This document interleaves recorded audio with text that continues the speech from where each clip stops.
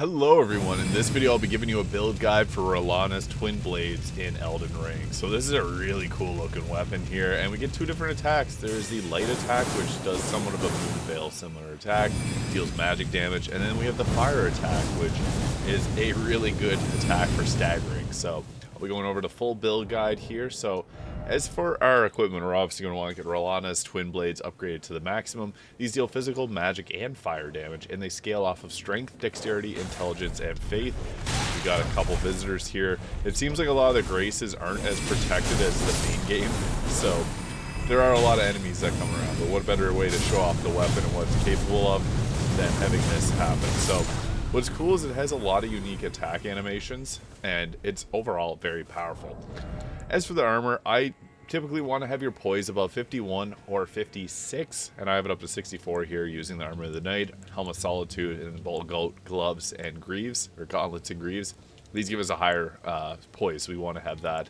As for the Talisman, the Dragon Crest Great Shield Talisman's awesome, minus 20% damage from physical sources, which is pretty huge. Green Turtle Talisman raises stamina recovery speed. This is essential because we're going to be moving around a lot. Crimson Amber Medallion, although this can be swapped out for anything really, I just have this on because the more health, the better in this DLC.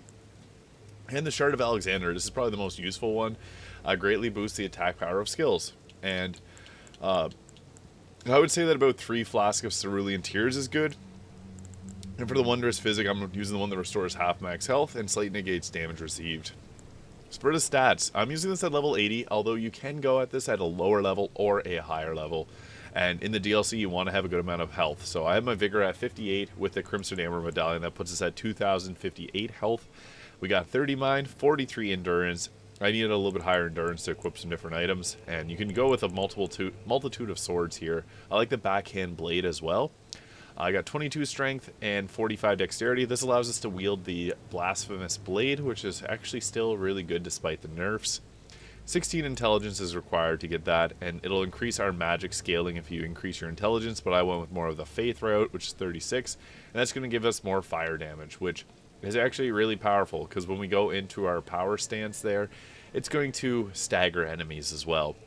So that is what our stats look like. Now, a typical way of playing this, I'll just run up on these guys here, is we want to make sure that we're in our stance from a distance. It's not good to get into your stance like this and have an enemy up close to you. So this attack is good from range.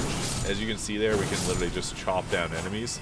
But at a closer range, it's best to use the fire spell. So we'll get into that there. And this is the fire. It hits in a huge area, so you can actually hit multiple enemies as they're coming towards you. And you can actually combo out of it. So that's the nice thing, is when you got enemies coming at you, you can go into your combos here to just deal a ton of damage. And you have a pretty good range. These are light great swords. You have the charge attack there, which is a good reach. And then also just your normal attacks here, you reach forward. And this deals a ton of damage because it scales off of multiple stats.